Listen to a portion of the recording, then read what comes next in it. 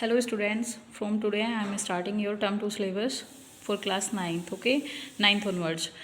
So let's start. Today's topic is probability, which is your last chapter in your maths book, NCERT, okay.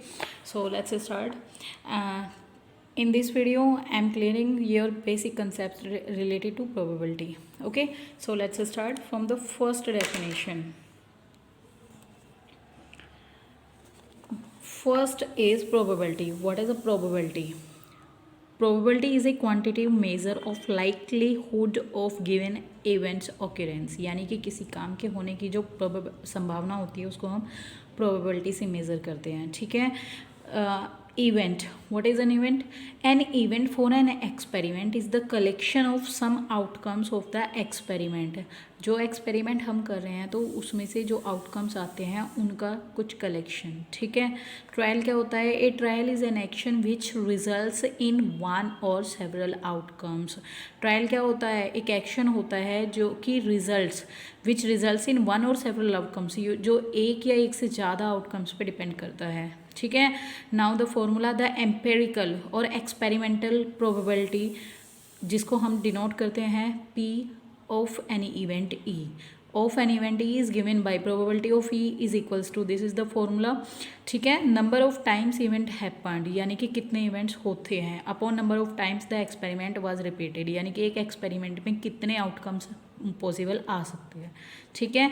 अब theoretical formula जो आप लोगों ने book में पढ़ा है, जो आपकी बुक में गिवन है, फॉर्मूला होता है probability of any event is equals to number of favourable outcomes upon number of total outcomes. Total outcomes की कितने इवेंट्स कितने आउटकम्स आ सकते हैं, ठीक है. और फेवरेबल मतलब which is asked in your question, जिसके बारे में क्वेश्चन में पूछा जा रहा है, ठीक है. Now the next line, the probability of an event E is a number. जो हमारे प्रोबेबिलिटी होता है इवेंट की वो एक नंबर होता है और उसकी वैल्यू 0 से लेके 1 तक होती है.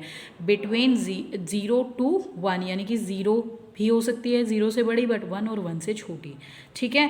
The probability of A sure event is 1, यानी कि जिसकी प्रोबेबिलिटी 1 होती है, ऐसे इवेंट को क्या बोलते हैं? Sure event.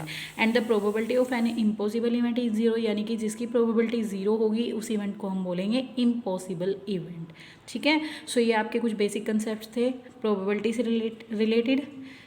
एक बार इनको रिवाइज कर लीजिए, ठीक है. एंड यहाँ मैं एक फॉर्मूला और आपको बताऊंगी, यानी कि किसी काम के होने की प्रोबेबिलिटी और उस काम के ना होने की प्रोबेबिलिटी, इन दोनों का सम अगर हम करते हैं तो उसका जो सम आता है वो ऑलवेज 1 होता है, ठीक है.